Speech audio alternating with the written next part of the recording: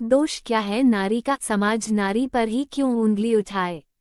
रामू काका हमारे गांव के सबसे ईमानदार और खूब मेहनती इंसान थे। उनका चूड़ी बनाने का व्यवसाय था। वो बहुत सुंदर सुंदर रंग बिरंगी चूड़ी बनाते थे। हमारे गांव की सभी महिलाएं उनसे ही चूड़ियां खरीदा करती थी। रामू काका की पत्नी बुधनी उनके कामों में खूब मदद करती थी। गांव गांव घूमकर चूड़ी बेचा करती थी और जो पैसे जमा होते थे उससे घर का राशन ले आती और बचे हुए पैसे को एक गुल्लक में रखते जाती थी। उन दोनों का बहुत ही आनंदमय जीवन बीत रहा था। बस दुख था तो सिर्फ एक बात का कि रामू काका के अपनी कोई औलाद नहीं थी। काकी इस बात को लेकर हमेशा दुखी रहती थी और मन ही मन खूब रोती थी। काका हमेशा उन्हें समझाते थे कि अरे बुधनी रोती क्यों है, भगवान ने चाहा तो सब ठीक हो जाएगा। काका की यह बात सुनकर काकी के मन में एक नई उम्मीद का दीपक जल जाता था और उनके बातों में हाँ भर के अपने कामों में फिर से जुट जाती थी। रामू काका को मैं बहुत अच्छे से जानता था। मैं उनके गोद में खेलकर बड़ा हुआ हूँ। काका जब भी उदास होते तो गांव के पास वाले नदी के किनारे बैठ पानी में पत्थर फेंकते हुए अपने मन ही मन उदासी जाहिर कर देते थे। एक दिन मैं स्कूल जाने के लिए घर से निकला ही था कि अचानक रामू काका मिल गए। पूछा, स्कूल जा रहे हो बेटा?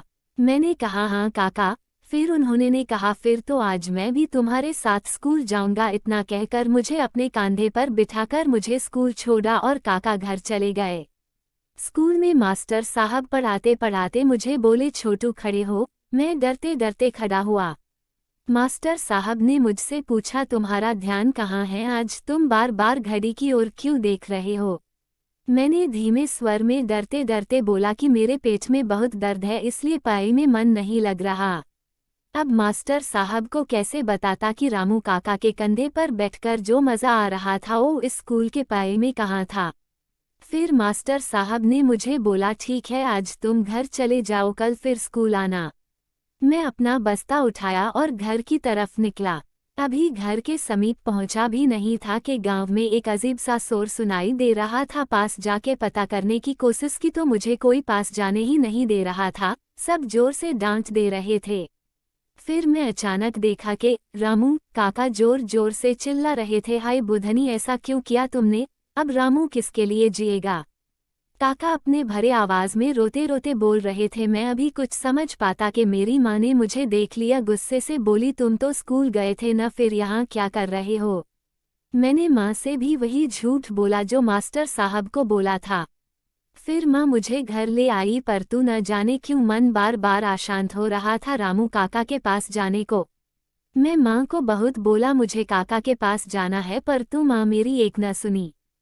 फिर शाम ढल गई, धीरे धीरे शोर शांत होने लगा, पर मेरा मन अभी भी रामू काका की ओर खींचा जा रहा था। रात हुई, सब सो गए, पर मेरे आंख में नींद कहाँ आने वाला था। अगले सुबह स्कूल जाने के लिए माँ ने मुझे तैयार किया और गांव के बाकी बच्चों के साथ मैं भी स्कूल के लिए निकला। मैं मेरे साथियों से कहा, तुम लोग चलो, मैं घर पर अपना पेंसिल भूल गया हूँ, लेकर आता हूँ। और मैं भागा सीधा रामू काका के घर की ओर, पर काका के घर पर ताला झूल रहा था। काका घर पर थे ही नहीं। मैं घबरा सा गया। मेरे मन में हजारों प्रश्न उठ रहे थे कि कल तो इतने लोग थे और आज तो रामू काका भी नहीं है। फिर मुझे याद आया और मैं भागा नदी की ओर। किनारे पर देखा तो कोई अनजान सा आदमी जिसके सर मुंडे हुए थे। मैंने ध्यान से देखा तो पाया कि रामू काका ही थे। मैं दौड़ के उनके पास गया, बोला, काका ये कैसा हाल बना लिया आपने, और काकी कहाँ है? घर पर ताला लगाकर यहाँ क्या कर रहे हो? काका खामोश रहे। मेरे सवालों का सिलसिला बढ़ता गया। अचानक काका मुझे गोद में बैठाकर फुट फुट कर रोने लगे। मुझे तो कुछ समझ नहीं आ रहा था। फिर जिनके गोद में मुझे पिता के जैसा प्यार मिलता था हमेशा, उनके आंखों को देख मैं जोर जोर से रोने लगा। फिर काका चुप हो गए, अपने सिसकियां थामी और पूछा, आज स्कूल क्यों नहीं गया? मैं खामोश रहा। थोड़ी देर बाद मैंने काका से पूछा, काका आप रो क्यों रहे हो? अब तो मुझे देखकर खुश हो जाते थे, मुझे बेटा कहकर गोद में उठा लेते थे, फिर आज ऐसा क्यों? क्या मुझे देखकर खुशी नहीं हुई आज? मुझे तो आप हंसाते थे, पर आज ऐसा क्या हुआ कि आप रो रहे हो?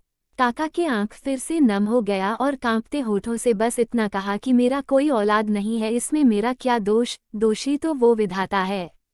जिसने मेरे घर की खुशियां ही छीन ली। मैं कुछ समझ पता उससे पहले मैं फिर पूछ बैठा, काका काकी कहाँ है?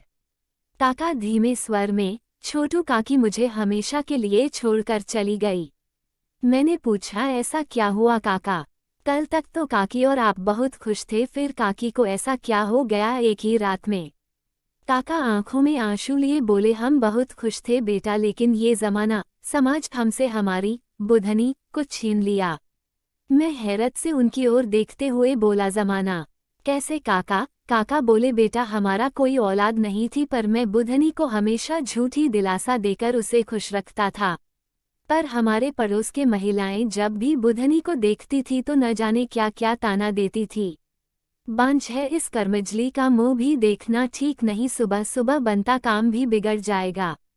ऐसा ऐसा ताना देते थे लोग, आखिर कब तक सहन करती बेचारी ये ताना। और फिर कल रात घर के पीछे वाले कुएं में कूद के बुधनी ने अपनी जान दे दी। इतना कहकर काका फुट फुट कर रोते रहे और मैं बेबस लाचार करता भी तो क्या, बस उनकी ओर टुकुर टुकुर देखता रह गया।